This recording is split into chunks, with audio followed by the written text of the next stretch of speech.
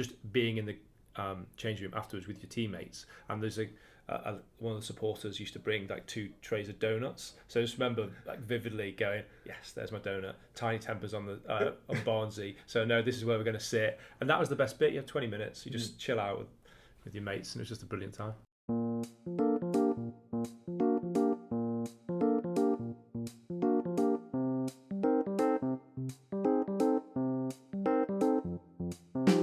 Hello amateurs, welcome to episode 10 of the Amateur Rugby Podcast, here to help soothe your Sunday morning hangover with some discerning rugby chat about the grassroots of the game. I'm your host Tim, and today I'm in Sarande, Albania, where I'll be drowning my sorrows this evening after England's sadly dismal performance in the World Cup final this morning.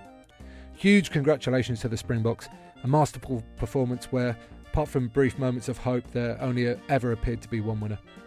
Despite being a proud Englishman, I couldn't help but smile as Sia Khaleesi lifted the trophy. It's a miraculous story, from not knowing where his next meal was coming from as a child to lifting the Webb Ellis Cup. I've plenty of South African friends and I'm genuinely happy for all of you. Hope you enjoyed last week's episode with Sammy Bolton. We really got into the weeds around scrummaging and the psychology required to play the game in the front row. It may not be for everybody, but I know we really both enjoyed it. But my guest this week is David Slemen. Slem was my captain and fly half when I played at Esher, so it's highly appropriate that he should feature in episode 10 of the podcast. This interview was recorded in August of 2019, and we chatted about the state of the professional game, lessons he learnt from captaincy, and skills learned in rugby that can be transferred into business.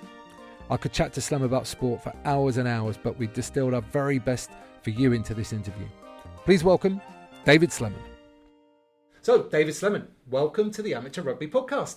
Thank you for inviting me. Yeah, very welcome. Now, you're obviously a little bit of a pro when it comes to broadcasting, as you were just telling me before we started recording. I should have said that, should I? Yeah, it was quite a nice way to transition out of playing, actually. I got when I was at Esher, and we were doing reasonably well in National 1. I went onto the London Rugby show. I think I was injured for a few weeks, and it was really good fun. Really good fun. I guess I didn't disgrace myself because they asked me to go and commentate or co-commentate on a couple of games. And you don't have to say much. You just have to come up with some expert opinion or something that doesn't sound too great. But you get the best seat in the house and get to talk about the game. So yeah, I enjoyed it. Yeah, brilliant. And got on 5 Live a couple of times? Yeah, we got on once where suddenly had a flurry of text messages. It's normally BBC London, and it's not normally on the actual station. It's online. Clearly a slow sports day, and it got on 5 Live, and all of a sudden people going, what are you doing? I'm glad I didn't know, actually. yeah, probably better not to know those things. Okay, well, let's rewind back to your early days, because I'm interested in, you grew up in a rugby playing family, basically, so I'm interested about how that shaped your early days and how, when and how you first picked up a rugby ball. Sure, I mean, the perception is exactly that. It's a rugby playing family, but that wasn't the environment, actually, because we're from Liverpool, so all my family were absolutely Liverpool fans, and very much my experience growing up was, I remember it as being just as much football as rugby. So yes, we would go to, my dad played, he played for England the Lions, so England from 76 to 84, I was born in 78, but actually he was, the game was very different then. So as amateur, you played at your local club, county and divisional were much more important, and you could play locally. Obviously, you didn't get paid, so he played at Liverpool, and I remember going there as a kid. Just brilliant, every Saturday. We go down to the ground, and but my bigger memory is of football, of Liverpool being really important, and my first memories of sport would be. I remember when we ended up playing at Esher, I used to think if anybody didn't remember the 1986 FA Cup final between Everton and Liverpool, they were young, and we had the likes of Joe Marler, who was born in 1990, which is hard to get your head around. So yeah, that was the memory growing up, and I think when I stopped playing, I think I was 7 or 8, and I do have some memories of then, and I guess the bigger memory would be him going into coaching. So from my 9 or 10 through to, I guess, end of school into university, he would have been coaching at first Liverpool, St Helens, and then Oral, and that was my experience. That was his. Looking back, having 2 boys who are 9 and 7, his childcare was simply just taking me to the game and just then ignoring me all day. So or doing his job, I guess. So And did you have like a ball on the side of the pitch and you're throwing around and kicking endlessly? Or constantly just spinning the ball in my hand. And it's one of those things, you know, you look up to the players that are playing at those times. And I remember, you know, Liverpool St Helens were actually in the top division when I was about 11 or 12, which I guess was about 1990. Okay. And they, as were Waterloo, so which was just down the road from where we lived. And so Waterloo, Liverpool St Helens in the top league.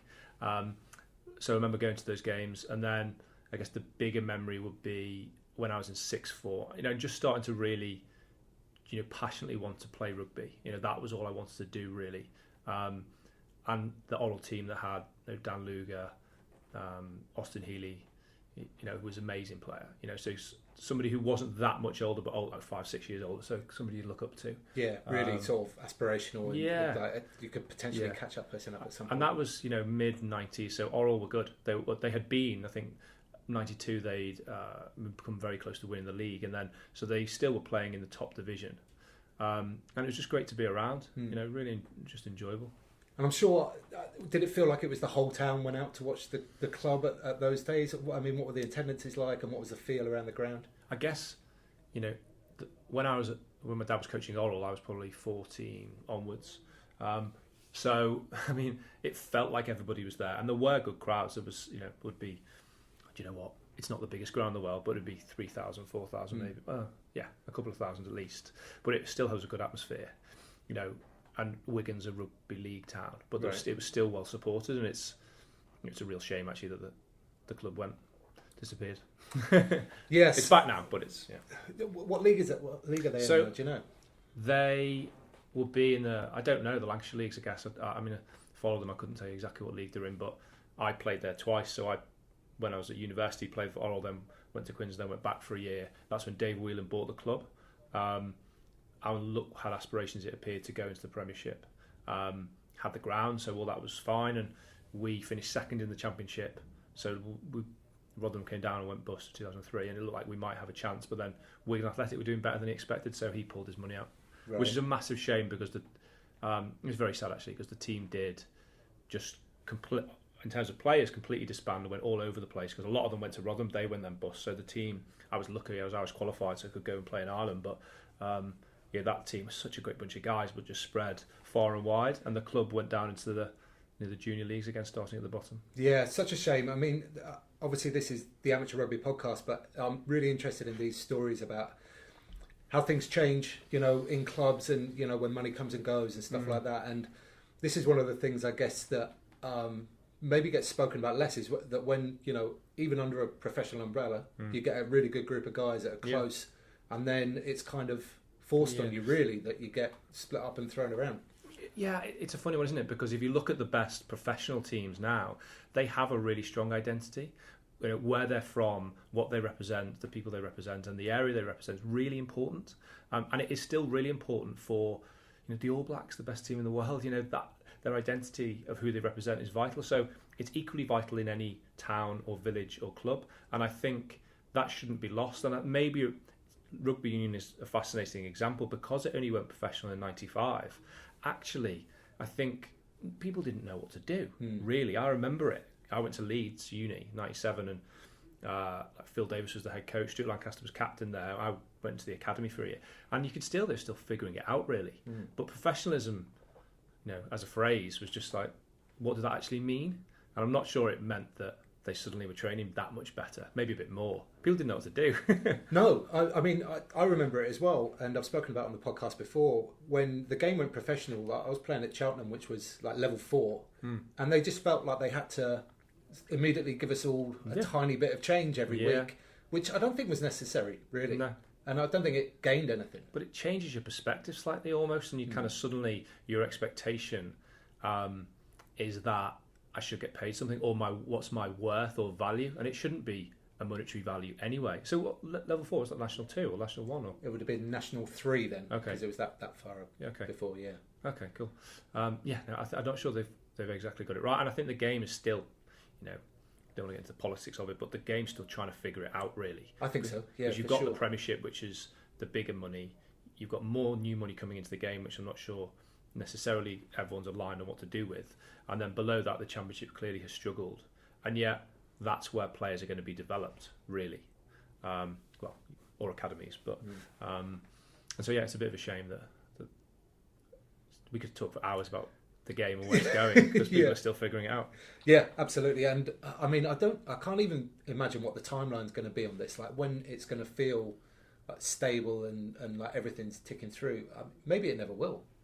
I don't know how you can please everybody, and I guess you've got to decide what your priorities are. But there's so many different stakeholders who's got the vested interest. I mean, fundamentally, the way I would believe that you do it is you focus on the athlete. So you put them in the middle. You put the rugby player and maybe the professional rugby player in the middle first, and you go, what's best for them? Because the welfare issues are significant, both physical and mental. You cannot play at the level that people are expected to play now for the number of games they're expected, and not expect players just to crumble. I think something's going to have to give. Concussions started to, it's been a bit more in the media, and it's not going away. So I think the game's at a bit of a tipping point in the sense of, I don't massively enjoy watching it right. because it's so attritional at times. Yeah. You still the big game, amazing because of the atmosphere, but people, there's two brick walls against each other. Defensively, they're so strong, they're so fit. It's very hard to break down. It's just an arm wrestle, and you kind of like, somebody's got to give here. So do they change? I almost think, do they need to do something radical? Do they need to drop it down from 15 to 12, or do they need to get rid of flankers, or do they need to put the defensive line back 5 yards? I mean, geez, that's the one thing that just drives me mad, is like people are offside all day. It doesn't get refed. It just doesn't get refed, and so you're closing down that space. So I don't know. Well, this law trial going to happen about this 50-20 rule, same as the Rugby League, which may be a solution for that in terms of getting people to drop back and creating more space on the pitch. You've got to try stuff, right? Yeah, for sure. I see that as a positive thing. Yeah, no, I agree. It'd be interesting to see how that goes. But at least they're trying stuff, and I think, give them some credit, I think people are realising it. It's just the global calendar is what needs to happen, but I don't see how that's going to pan out. Yeah. Watch the space, I guess. Yeah. Well, by the time this goes out, they might have sorted it. World Cup will be finished. So. Yeah. Okay, so just talking about the amateur values of the game, you went on to play for a few clubs professionally at a very high level. Which of those clubs and which times did you have that, that big sort of camaraderie and that real sort of fellowship within a club and maybe the associated fans and city or whatever? I think wherever you are at the time, there's a bond to the team that you're playing with. There's it's a physical sport. It's a genuine team sport. I love cricket. I love watching it, but it's actually an individual sport. You a lot of the stuff is yourself. You've got averages that are yours and personal. So I guess there is that togetherness which comes with anything. I guess I went from Oral, where I played when I was 19, 20 through to 22, then went to Quins. I know in hindsight, Quins is always the team that people will know who don't watch rugby. Yeah. But I just went on trial. My dad and my agent were kind of like, oh no, stay here at Oral for the year. I'm like, nah, I've got to give this a go. And so ended up doing okay and played there for a couple of years, then broke my leg, got released. Slightly long story than that, but that's kind of what happened. Also didn't do very well, which would be the main reason. Went back to Oral to compete in the championship, and then they got disbanded. So I went to Connacht for 3 years and loved it there. And then ended up at Esher for my final 4 or 5 years of my career. And I guess if you were to say what was the most enjoyable, Esher was. But actually, if I look at myself through those times and who I was and the type of person I was, obviously the age goes from 19 to 32, 33. So clearly you're going to change a bit in that time. Yeah, huge amount. And I think just so desperate to wanting to play rugby, looking back, and I guess this is in hindsight, you're like, geez, I didn't probably enjoy it as much as I thought I was at the time. And it's like, what?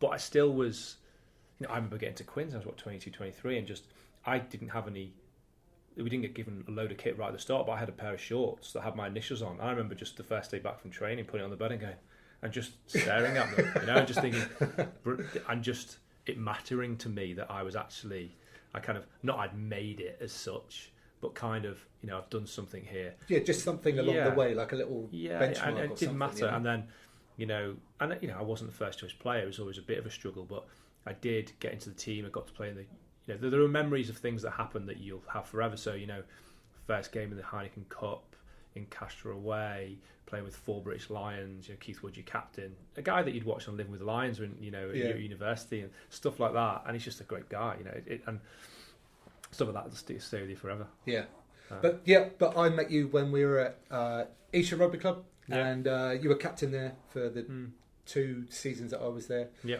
and what were your best memories of playing at Esher? So Esher was a really nice.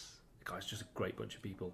I think the nice thing about it was effectively a junior club that had managed to get into the championship, and it got into the championship at the time when it was 16 teams as opposed to 12 now. And I had left Connacht, so I'd fractured my kneecap in the 3rd season. I had a really strange moment of wanting to play rugby my whole life, and then at the moment when that happened just before Christmas, decided I just did not want to play anymore. Right. Maybe it was Christmas blues or something. I don't know, but I just was like, I'd played a lot of rugby the first 2 seasons, regularly starting, and then 3rd season slightly out of favour. Worked hard to get back in the team. Injured me the first game. I did play a bit more, but I knew I wanted to come home, come back to England, and I wasn't too bothered about the rugby. Right. But I knew a friend of mine, Matt Moore, who I played with at Quins, was at Esher. So Mike Schmidt, who's the coach at Esher, had been in touch. So that was. A couple of other London teams had, but I was like, no, Mike got in contact first, so if I'm going to go anywhere, I'll go there. Yeah. But I didn't. I came and did a couple of games of pre-season, but what I did was spend effectively. Well, I went on holiday for a month, which I'd never done before. So my brother-in-law. Where'd you go? Anywhere else? We did. We went to. So they live in Singapore, so we went to Singapore for a bit, and then we used that time to go into Malaysia. So my now wife and Malaysia went to Bali for a week. So 3.5 weeks or so, I did it. And do you know what? Looking back, anybody who's going to finish their career, I'd highly recommend just getting out of the environment completely and just spending some time. I planned the trip yourself as well. I'd never planned anything because I never had to. All your stuff was done for you. Mm-hmm. So it was really nice to go. I'm maybe exaggerating how much I planned it, but I was at least partly involved. But then to go there and just totally step away. I'm not great at going on holidays now, so committed to what I'm doing, but to have 3.5, 4 weeks, it does change how you think, and it just gave me that space to go, right, what do I want to do? And ultimately I didn't decide then, but I came back. I then joined Esher. So I joined about November time. Did you join the following season? I joined the season we got relegated from the championship. Yeah, so that will be the following season. Yeah. Right, okay. And the nice thing was that I then joined a search firm. I decided headhunting recruitment was a thing I wanted to do. My wife's best friend, Gemma, from school, ran her own hedge fund headhunting firm. So I started to go down that avenue. But the rugby enabled me to have that transition of still playing at a competitive level. Missed championships was decent. Yeah. Although you trained Tuesday, Thursday, played on Saturday. And so to be able to go there and just a really great bunch of people who were doing the same. We had the connection with Harlequins, a bit of London Irish, I think, so that you had some of the better younger players, which is a really nice dynamic. So you have people like us who are like the older guys who kind of like just enjoying playing. And that's the shift, is suddenly you were going to work and you were doing it in the evenings for the love of it. And it's such a cliche, isn't it, saying that? But it does change your perspective. And then it was weird because we got relegated. But we were the 5th team to get relegated because they restructured the league and didn't say until just before Christmas. Yeah, so that's right. It was just before I joined the club that it was announced. Yeah. And so we thought we were doing pretty well in a way for the semi-professional teams in that league. There were 4 teams below us, so there's 2 down, we're miles ahead. And then they changed, they made that decision, which suddenly we were like, oh God, we're 30 points away, and we nearly did it. We won like 9 of the last 10 or something. Yeah, that was just after I joined, I think. Yeah, and that was brilliant. But what that meant was we had momentum going into the following season because we kept the team together. And then we went into National 1 and we won 29 games, lost 1, and that was so much fun. Yeah. Like you can say, I guess it's the lowest league I would have played in, but God, it was the most enjoyable because you're winning, and you can't get away from that fact. And the group of guys, you ask what was the best group? We won the most in that, but that was the most enjoyable. There was a kind of togetherness. It felt more like a family than a team. It was something that, in the sense that you kind of loved each other, but you equally hated each other at times. There was genuine rifts in that team, but it was fine. It kind of worked. Not everybody got on all the time, but when it mattered, but we, I was, I guess, captain then, and it was having to be a captain in a completely different way. I could not have captained that team in the way I would have a professional team because you just couldn't do it. You'd have like Paul Barker, our second row, who's like great guy, little bit eccentric. You know, we'd have kind of club kit, and you had rules as to what you could wear, and he'd just turn up in completely different stuff, like completely different to the point of what is he doing? But do you know what? We just allowed it because he was the one guy that, do you know what? We'll just let him do what it almost accentuated everybody else that we're going to do it, and we're going to allow this kind of strange cousin that we've got to just do things his own way, and that worked for us. And so, I mean, you look back fondly because it was a good time. But I don't know, what was your experience of it? How did you find it? Yeah, no, pretty similar really. Like it was a big group of players. That was, I guess, one of the first things that I thought, especially that year in National 1 when we won it. We were a big, strong group. We were probably 3 deep in every position with the Quins lads that were, coming in and out and stuff like that, the young guys. And there was definitely times when it felt like people were like pushing it in terms of on the training pitch. People were quite happy to ball each other out and shout and scream and just to drive standards higher. But there was no question, like on a Saturday when you played, everybody was in and on the same hymn sheet, and I loved it. I really loved it. It was definitely one of my most enjoyable seasons that I've ever had as well. So what lessons did you learn in captaincy through that year? Well, I guess the biggest lesson probably is just that level of, I was older, so I was 29 when I started being captain, and you can't underestimate the fact that I was actually one of the better players, which I probably wouldn't have been in any other teams. So you can't get away from the fact if you're not a good enough player, you're not going to be a good enough captain. But just that experience of not being too precious about when things weren't perfect, and just it being more important about how people felt than what they necessarily did. So there's just a feeling of we're enjoying it, and because of the environment of being semi-professional, you're almost taking the pressure off and wanting them to just express themselves, and I think we managed to do that pretty well. So I guess it was just and there was real diversity of people in that team because people had come from everywhere. Where they were working, and it was one of the most enjoyable bits where people would turn up at the end of the day. Some guys would be in suits, some guys would be having sat there doing nothing for 4 hours. And it's just that diversity of coming together at that moment to have your meeting. And I think, just recognising that you can't control everything. But how people feel is just as important as what you actually do. Colin Hammond would usually turn up on his moped, fully suited up, pull up to the club. It's an interesting sight. Yeah, I know. And it's kind of, but at Hersham with the train station, it was you were directly into London, 20 minutes, half an hour, so people could come out. And I guess it's the recognition that you have to have a leadership group and people have to have genuine ownership for what you're doing. And I think we were lucky in that because I didn't come till November, I wasn't immediately captain. So there was 1 or 2 other guys who stepped up. Sam Stitcher, who was young but absolutely was a leader in the forwards. He kind of would manage them. And then I think as we went, we spread the responsibilities a bit wider. But I think being fly half helps because you've got to make decisions on the pitch. It's your job. So, but I think we spent a lot of time together for a semi-professional team, it seemed. And so we got to know each other pretty well. But just the self-awareness of yourself first, I think, is the biggest thing in leadership. Is that I definitely wouldn't have had it earlier in my career, be embarrassed about how unself-aware I was actually. But then by that stage, it almost wasn't the most important thing in my life either as well, which it definitely would have been up until that point. I think those team bonding things that you're talking about there, one of the best things that we did at Esher with the pre-season tours that we went away on to Italy. I don't know, there were about 4 or 5 days, I guess, like a little trip, training, pre-season training trip, where you really get to know everybody, because there's always new players at the club every year, and it's just it was a great way of getting everybody involved and really getting to know people on a bit deeper level. One of my favourite things from one of those trips was we had to do we split off into groups and did like little entertainment things for each other. Was that when we were all just in pink? That was one of them. But we did like a little entertainment show for things. I think you guys sang a song, didn't you, with Clive Stewart Smith? Do you remember that? Jeez, he was brilliant, wasn't he? He was so creative. I can't really remember, if I'm honest. I remember splitting up into groups. I can't remember what we did, but it was.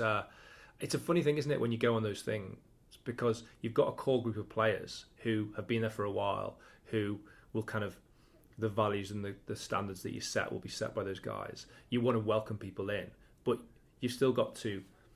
So you've got to invite those people in, but how you invite those people in is quite important. And what the rituals that you put people through, nothing stupid, but just making them feel part of it, but equally making them realise that you're coming into something that things are done a certain way. That exists already. You know? Exactly. So, yeah. So you are welcome here, but there's still standards that you can't fall below. And I think we managed to create a situation where when you went onto the field, standards were quite high.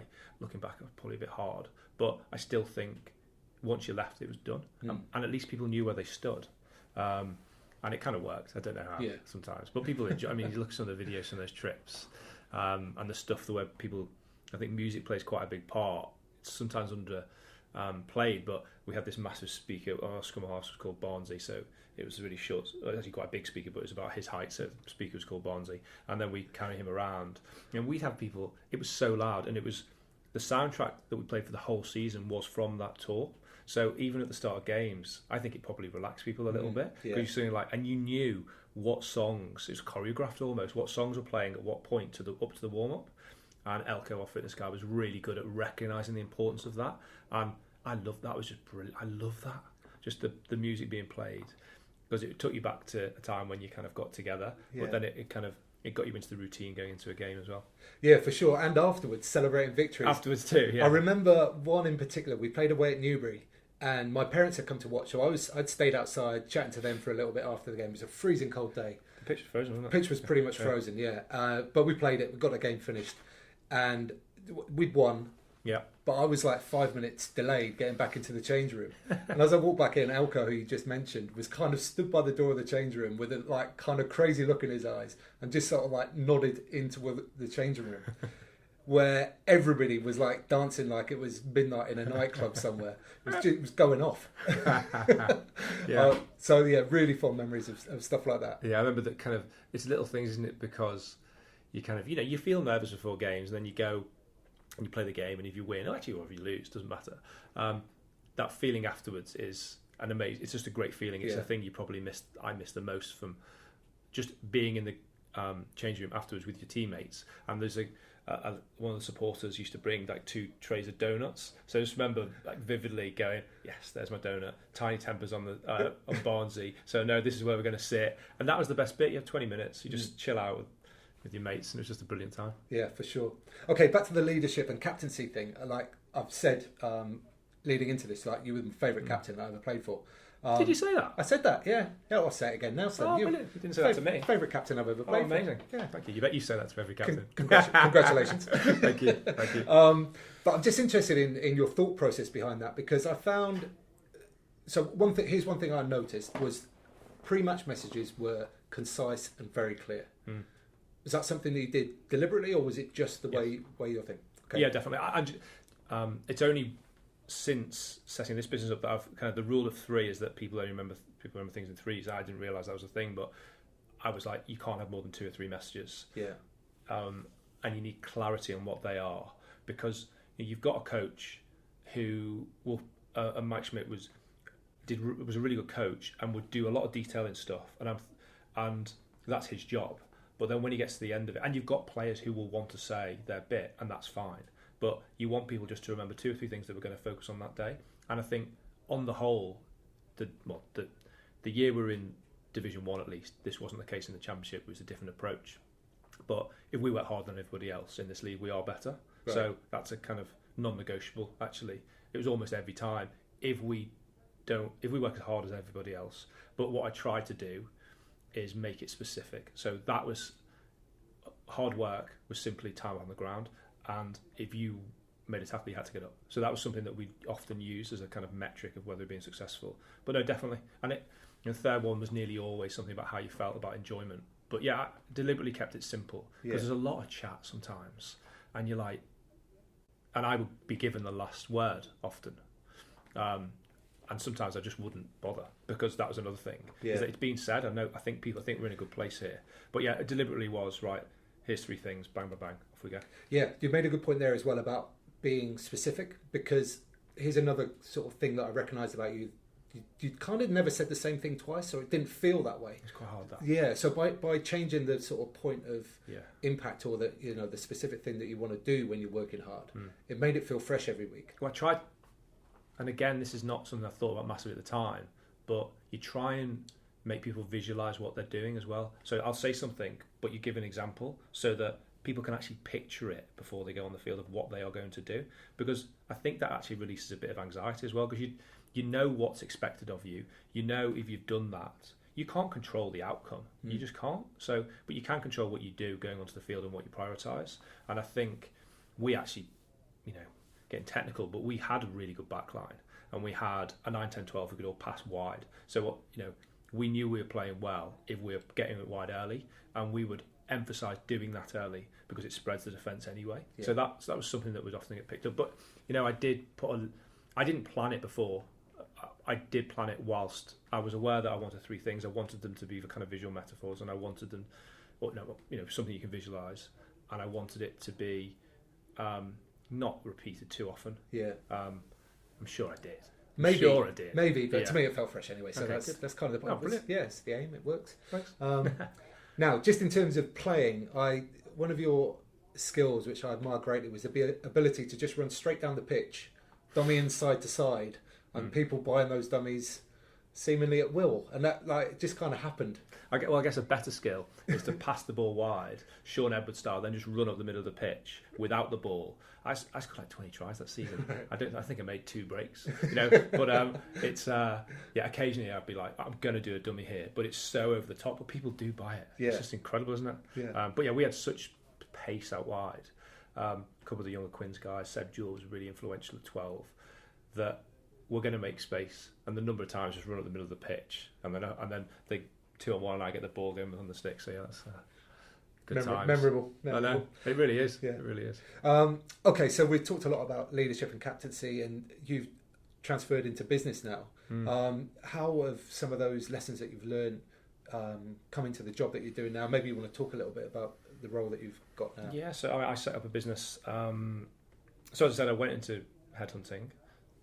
It was outside of sport. It was a very deliberate choice to go outside of sport, because I suddenly had a bit of a chip on my shoulder that I went to Leeds, did sports science physiology degree. I've been obviously brought up in a family of rugby and sport. I then played rugby professionally for 8 years. I then played semi-professionally. I was like, I want to just learn a bit more about the world and business. So joined a search firm that was called Miramar. I still had a choice. Could have gone to a big firm or a small one. Went to a small one where I kind of learnt on the job.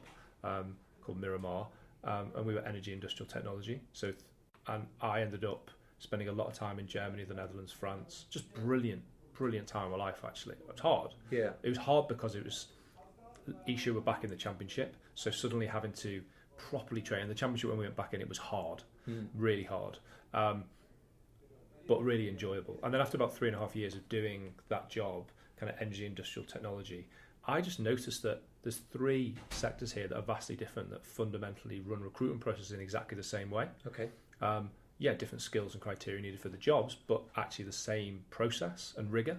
And I was like, well, why doesn't sport do that? And I guess I didn't absolutely know that it didn't, but I was thinking on the performance side, kind of coaches, performance staff, physios, doctors, those sort of things.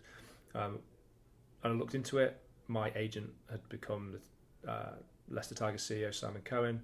So I had a chat with him. He was like, no, I think that, and spoke to a few people. Yeah. And there was a bit of a gap in the market there. So I set Elite Performance Partners up. There's a few of us now, but it was me initially, and just focusing on, the performance roles behind the team. So we actually do more work in football now, because it's a bigger market. It's a bigger market. I started in rugby because I guess you only need 2 things. You need track record and credibility. I had a bit of credibility in that. I had my story. Everyone has one, but it was mine. I come from rugby. So worked with Leicester, worked with Bath, worked with Northern Irish, a few teams, and then moved into football. So just took a chance and kind of went out there. And it's the same process, actually, that you go through. I'm really lucky because so we place head coaches, heads of performance directors. We've worked with a dozen Premier League teams. That's quite a new role, isn't it, this head of performance thing? So there's a move towards just the recognition that, if you look at the old school, the more traditional manager approach, where he's the head coach on the pitch, but he's doing all the transfers and he's managing everything. The reality is, in football, and maybe it's becoming a little bit more in rugby too, they're the person most likely to get fired and the person absolutely judged on short-term results. So to also give them the responsibility for the long-term development of the club doesn't make sense. You can't have somebody, and don't get me wrong, absolute huge respect for the head coaches. It's still the most important job day to day, absolutely. Sets the environment, sets the culture, sets standards. But equally, you can't do everything now. Yeah. It's too big an operation. And I think definitely the director of football model, just talk football for a second, is definitely becoming more prevalent. And I guess in rugby, it's really interesting because in some ways it's not. You'd have a director of rugby, but they're often just the head coach. There's very few. Gloucester is the one. So we've done some work with David Humphreys at Gloucester. He's a director of rugby. He's not a coach. Okay. He doesn't go on the grass. Well, he probably does occasionally, but he doesn't coach. Right. And I think there's a very clear. Rob Baxter is director of rugby. He absolutely does coach. I think I've heard he might be doing a little bit less hands-on, but he's maybe not a good example because he's so extraordinary, it seems, in the way he does it as the type of leader he is. Yeah. He's overseeing everything. But yeah, it's been really interesting to see. We've done some work with UK Sport, English Institute of Sport, and the Olympic sport, the success they've had, and the strategic planning that they do is fascinating. They've got a real clear plan as to how they do things. They know they've got it's called What It Takes to Win model, where they've actually properly broken down what it does take to win. If you want to win a gold medal in 4 years in Tokyo, say, this is what you would need to have done on loads of different areas. And it's an absolute privilege to be able to get on. We still get that helicopter view over these things, but we still we do get to go into these environments and see what they do. We do work for the LTA. I'd never worked in tennis before, but fundamentally the things are the high performing principles are largely the same. Okay, so broad brush things are common across all these different sports. And I guess they are. And I think what's interesting is you've got the nuances of the sport, and when you play a sport, and obviously we play rugby, you get into the detail of it, and you love that, and you think that's what is the most important thing, and geez, it is. On the day, in the moment, being laser focused in the moment is the most important thing. But the fascinating thing from my experience over the past 5 years is how there's actually so much more to it. Okay. And there are things that the better teams do across all so what are some sports. Examples of these? So I guess what they have, they have a plan, and they stick to it. So they know. So I guess you've got I'm trying to think where it starts, but you'd have you've got a deeper meaning of what you're doing. Right. So the Simon Sinek start with why sort of stuff. That is important. So what's your purpose? Why you're here? Who do you stand for? What do you represent? Is important. So what's your purpose? People do really. The better teams often have a vision of what they want to achieve and where they want to go, and that's not just winning. That's how they want to make people feel. Right. That's how their fans want to feel, how their coaches and players feel, and I think that piece around identity is massive. We're lucky working some work with the FA. They've done a particularly good job of that, of reconnecting with the country, and you saw that in the World Cup. They actually genuinely did reconnect, and it wasn't by accident. That was absolutely planned. Okay. But it was planned first from a performance point of view. So they recognise that a team that feels more like it's together is going to perform better, and they work really hard on doing that. How? From junior age groups and stuff like that? Or so I guess you're lucky in England in that, and we've done a lot with them. So it's really nice to be able to. Sure, they've shared quite a bit of this already, so it's nice. But they have, the England DNA of who are England, what do we represent, how do we play. So style of play can come into it as well. And traits that are important. So bravery and courage on the ball, those sorts of things are important, and you can actually. It's not about. So bravery, what that translates to is when you get the ball, you pass forward, and you take not a crazy pass, but you take the pass. You don't just hoof it. Again, England in the World Cup did that. If you watch them play, you're like, no, they do build up from the back, and they've got the courage to do that as players, and they're coached in that way. So I think they would have done that through the age groups. They had some immediate success. I think they have a department, people and team development. So it's about both improving the skills of I guess the mental skills under pressure to perform on the field, but there's also off the field stuff of becoming a group, of understanding the group dynamics, setting high standards, those sorts of things. So it's on the field and off the field, and I actually think it's the biggest area of growth within sport, that piece, because I think you can get so far physically, and there's still areas to improve on physically, but I think that, we talked about it as being part of a group, that understanding of the group and actually how they interact together. I don't feel much is known about that, or how do you maximise the potential of a group but also maximise the potential of the individuals within it. To me, is fascinating. Yeah. And I don't think many teams have cracked that. No. But that's what good coaching is. Yeah. Maybe less a science and more of a absolutely, just a really organic kind of thing that you have to judge on a day-to-day basis. Yeah. Have big, of course, like big plans and big structures in place, but measure that all the time and see how it's working out. And it's the challenge, isn't it, of there's so much stuff to measure now, but not everything that matters you can measure. So I guess how you decide what it is you measure, how do you constantly assess where you are, and I guess what we found really interesting is the best clubs actually do have a strategy of where they want to go. They set strategic objectives, they plan, and they measure. It's not it's not random. They'll focus on specific things. I guess they have clarity on what they're measuring success on. And then they can improve those areas, because if not, the problem is if you're just focusing on winning, you're not going to win all the time. Yeah. And you even in nobody does. And even if football's funny because it's a low-scoring game, so you can be unlucky, and people forget that. So I think the strategy and culture are almost two parts of the kind of the way. And I just come up with this myself, but I kind of looking at it as kind of a strand of DNA, successful performance DNA, is that you've got to have strategy, but you have culture is the environment you create to deliver that strategy. And if you have that, the thing though that's the most important is pressure comes on in sport in a way that is unlike the scrutiny that you come under in sport is different to other things. So strategy and culture will split and things will go awry, and the thing that binds them together is leadership. And I think the better teams recognise that. We've worked with Baroness Sue Campbell at the FA, Dave Redden's very strong at this, just the leadership to actually know what you stand for and just stick to a plan. Equally change your plan when it's wrong, because it's not always about sticking to the plan. We're lucky in that we work with some great teams, and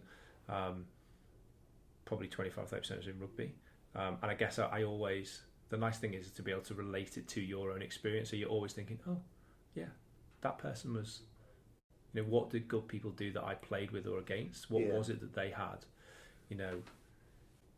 I think that's just something that I draw back on. Keith Wood stands out as somebody who was actually quite relaxed, but still you knew what he expected of you. Clearly, because he told you. In a nice way, but he told you, and he equally told you what he was going to do for you. Which is run through walls effectively. And that's a nice thing actually. That two-way leadership, I guess, is quite important. Absolutely. So what are some of the other skills that you've collected in your rugby career that have transferred into business, and for other people as well out there listening, some of the things that they might not be aware of that they've I think it's funny, isn't it, because I know we spoke briefly, you talk about my transition from, I guess, playing sport into business, back into sport, I guess, and the fact is that these are not things that are about professional sport at all. These are things that I think there's a lot of transferable skills of people who are playing amateur rugby that they just don't realise that are transferable into whatever you do. I think the thing undoubtedly that, it's funny, when I was at Miramar, I would want feedback. I would actively look for it. I had a pretty good start and then had a bit of a bumpy 6 to 9 month period. From 6 to 9 months, and I went to them, and my kind of Andy, who I worked with, who's kind of my boss, and said, "Why it's just not going that well, is it? I just don't know what's wrong." And I wanted his feedback, and didn't say anything at the time. And then afterwards, like, you're still the only person who's ever asked for feedback. So I think it's very natural within sport to be comfortable with that, and that's not normal in people who haven't played sport. It's not a normal thing from my experience, is that not many people are comfortable getting it because you don't take it personally. You just don't. You can't afford to, because it's not personal. Actually, it's not a slight on you. I think Yeah, because it's all about making the team better at the end of the day, isn't it? When you're in a team sport, it's all about making the team better. So. And you're so visible. You know, if you're playing a game, any position is true. I play fly half, so at the end of a game or on a video on a Monday or Tuesday, it's put on the screen. You make the most decisions in a game, so you're probably going to make the most mistakes. So you just get comfortable with that, but it doesn't stop you trying to improve. I think you deal with, just the understanding of being a good teammate and how important that is. We talk about leadership, but actually followership is a thing. Is recognizing when you lead, but also when you don't, and when you need to be a good teammate. Right. I think being in a team is something that you naturally know. You know when you need to talk. You know when you need to get your head down and work hard. So I think when we look at CVs now, when we're doing for any role that we're doing, we look for people who've played in team sport because you understand the team and group dynamic. Okay. And there's very few people who will be in a business where they're not interacting with other people. You know, you can have the great strategy, but relationships are vitally important. You know, they amplify and accelerate whatever goal it is that you want to get to by working closely with other people. So I say that's another big thing. The biggest one, undoubtedly for me, that I've recognised now, age 40, is funny, isn't it? You know, you just don't even think about this stuff when you 41 Slim, isn't it? No, 40. I'm 41 next month. Oh, yeah, next couple of weeks. Yeah, a couple of weeks. But I think that just the understanding that I didn't recognise this as I would have picked this phrase up from somewhere else, or just heard somebody say it and recognised it. Is that I guess negative emotions can, if you're not careful, I have realised that when I can get comfortable too quickly. Okay. And that's a negative for me. If things are going well, I'll relax. Actually, if little things go wrong, I use that in a positive way. So I kind of use negative emotions to motivate me as opposed to derail me. And that is the thing that has undoubtedly led me to have, limited success or be able to do something else reasonably well. I think that because this is quite a tough business. There's other people out there doing it, and it is hard. And so you're going to get knocked back at times, and that's okay. But when that happens, I've realised that I use those negative emotions to motivate me to do better as opposed to have a negative effect and derail whatever it is they're doing. So that is the biggest learning I think I've probably had. Right. I don't, from what I hear, I'm really, really bad at taking praise. Anna, my business partner, said, it's ridiculous. You just don't. I don't know why that is. I don't know what that is about me. Yeah, I mean, when I said you're my favourite captain earlier, you kind of got a bit embarrassed and flustered and stuff. Yeah, it's weird, isn't it? That wasn't me being coy. I actually really don't like it. Yeah. But geez, that's probably some complicated psychological problem I've got. But I think, and actually, you don't. Maybe that's because as a rugby player, you don't massively look for praise. Yeah. Because you're in a team. And the success of the team is more important than the individual. And you don't, big egos don't tend to last that long. I mean, you still get some. And you do need probably one or two in the team. But yeah, that's probably the biggest thing. Yeah. Yeah. Cool. Okay, let's move on to the rugger law bore section, shall we? So this is a section of the podcast where we talk about the laws of the game, give you a little challenge. How do you think you're going to go? How would you? Not great. No, not great. I used to be pretty good at this. Mm-hmm. I think I definitely, the best part of the game was just chirping away at the ref, not non-stop, and literally, Slim, shut up. All right, okay, sorry. But you can do it. You can absolutely influence the referees, and I think you can see captains now. You can see who's good at it and who's not. And I think Martin Johnson was an absolute expert at it. And they are human beings that can pretty influence, and so I used to be probably quite up on it. I can't wait to see what you're going to ask because I'm not confident. Okay, but it's just a bit of fun, and hopefully it's just a way of making the law knowledge better across the world. Okay, yeah. So with that in mind, Slem, it's time to find out if you are a rugger law bore. Sir, are you sure that's correct? This, Slem, your question I've chosen for you is quite a niche one. Okay. So, I mean, I had no clue what the answer to this was before I looked it up. But, so anyway, here it is, your question. A player calls for a mark inside his in-goal area. What happens next? Is it A, a free kick is awarded on the 5 metre line, in line with the place where he marked the ball? Is it B, play on? Or is it C, a free kick is awarded on the goal line, in line with the place of the mark? Oof, I have no idea. So this is definitely a guess, but at least you're giving me a multiple choice. Mm-hmm. So I've got 1 in 3. Start off. Do you think the mark is valid? No, I have a feeling it's not. That would be because the other two. I would say it's not valid, so you can just get smashed. Is it valid? It's valid. Ah, damn it! where Okay. So it's you can take a mark inside your in goal area, and you take the free kick on the 5 metre line. Okay. In line with where the mark is taken. I've learned something new today. Yeah, that's brilliant. Amazing, and other people probably have as well. Yeah, I hope so. But unfortunately, Slem, that means you're not a rugger law ball. Is that a bad thing? Well, you're in the majority by a long way. Did anybody? So how many people have got? There's been 100% correct answer. Oh wow! And 2 that have been like, yeah, you got the right idea without without. Were they all multiple choice? Yeah, I've done all multiple choice. Yeah. Oh, right. No, not all of them. One of them I asked them to describe. Okay. When a ruck was formed, and they kind of broadly got it right. Okay. Yeah. Cool. So it's a much easier questions than that. Much easier. But that's that's my respect for you as a thank you. law-abiding rugby player, Sam. Thanks. Okay, we'll move on to the stash questions now. Yeah. Love a bit of stash. What's the favourite bit of stash that you've ever received? Any team as a player or did any coaching or whatever? So I guess the nice thing, when you asked me that question before, it did make me think. Kind of my nickname at school. One of them, when you go to, we went to Tenerife for 2 weeks, or 2 weeks crazy, not just drinking for 2 weeks, and everyone had their names, or they had like nicknames on the back of their shirt, like polo shirts. Yeah, when you do your A levels, yeah. And my nickname was Selnet because they were the England sponsor at the time, and my dad was coaching, so it meant that all I had. He used to just give me all the hand-me-downs of the kit that he had. Right. So it was like mid-90s England stash, basically. So really lucky to have got all that sort of stuff.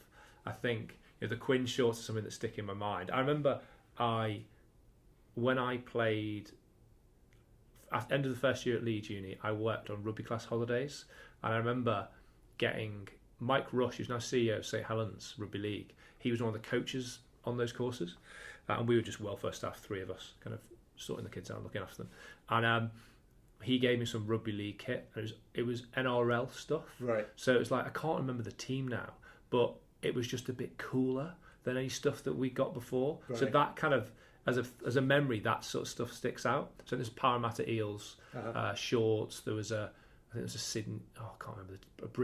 Brisbane Broncos had some kit there. So that stuff stands out as the best stash of that. Right, amazing. Because I guess the kit evolution had already advanced in rugby league before it did in rugby union, right? Yeah, and actually in with that stuff was some of the first, when it went to kind of Super Rugby stuff.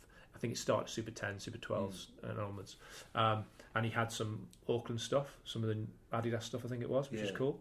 Those first early Auckland Blues it's kits still cool now. Really awesome. We've got a really cool sports shop in Bath, which is rugby, and they've got all the kits. Right. And you're still, when you go in, you're a kid again. It's awesome that you go and you remember like growing up.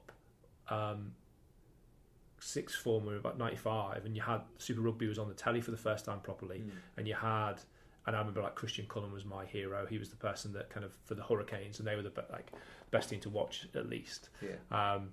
And probably the highlight actually, my career was playing against him. He was at Munster, which was amazing. Oh right. But you look at those kits and you go back to being that age, don't you? Of like, oh yeah, I remember that kit, and it's fundamentally the same, bright yellow. yeah. So did you get to swap shirts with Christian or? No, I didn't really. It was one of those things that. Did you get anywhere near him on the pitch or? So I did once because first minute of the game, it was my second game in Ireland, and we were playing it in Cork against Munster like Friday night, and I was playing fullback and so was he, so it was amazing. First minute, somebody kicked the ball, I caught it, kicked it long, and then he was catching it, and I remember just him running to me going, oh my god, that's Christian Cullen. It's Christian Cullen. And then it was wet, and as he got close to him, he slipped. So I was still running quite hard, and I hit him quite hard, which you might find hard to believe, but it was actually quite a big tackle. Sure. Because he slipped. And the crowd actually went, ooh, and I was like, and then as we were on the ground, he went, go ahead, mate. And I was like, thanks. was properly chuffed. So that's honestly one of the highlights of my career. Little thing, but but means a lot. It does, absolutely. Okay, well, with that in mind, like, what is your favourite kit of all time? Any team, any era? Oh, it's really hard. It's a big. I mean, there's a lot out there, obviously. Yeah, there are. I think there's something about the England kit when it went to being tight fitted, which was just so cool that stands out. When pre World Cup, I remember them running out, and it's not so much a kit; it's a moment in time when you think, okay, this has gone to a different level. Yeah. The tightness of it, the athleticism of the players. So something about that moment which stands out in my mind. That's a thing that kind of immediately comes into my mind. So there's something about that kit which I really like. I really loved the old. I mean, the funny thing is, my dad kept we sold most of it now, but growing up until I was 16, he had like a box of shirts in the attic, and occasionally from the age of 8 I'd sneak up and kind of look at them. And there's two that stick out. The old French kit, something about the French kit which it's not the same now in that they're not, you never played against them, so it's kind of actually a big thing to go, they speak a funny language, they're different, right? And so it's just nice to play against them. So it's something about the French kit. And then the old Australian kit, which had kind of green numbers on the back. Yeah, okay. That stands out. Captaincy sort of era. Captaincy era, Something really cool about that kit, which had those numbers. So French, Australian kit. You've asked for one. But no, that's okay. So those ones are pretty cool. They're the ones that stand out. Nice, okay, good. And last stats question. Yeah. Current kit, like something that's brand new out for the World Cup or this season. Or conversely, if there's some out there at the moment that you think are just disgusting. I've seen some of the World Cup kits, which are good. I kind of like those. I guess the problem with some of the kits now, a lot of them will be from the same brand. Right. It's just a bit like that's just that club's version of a big, kit maker. Yeah. I like a bit of originality, although.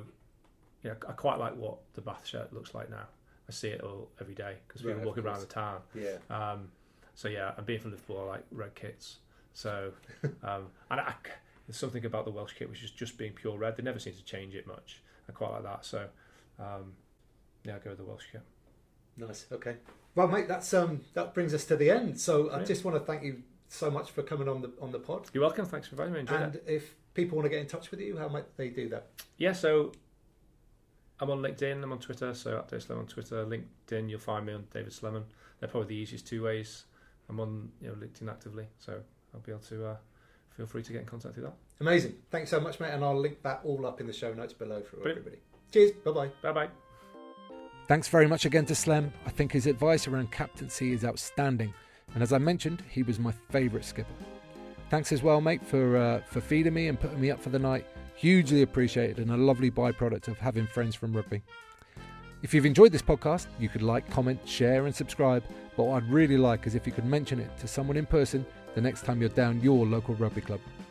I will be back with you next week when my guest will be, well, actually that hasn't been decided just yet.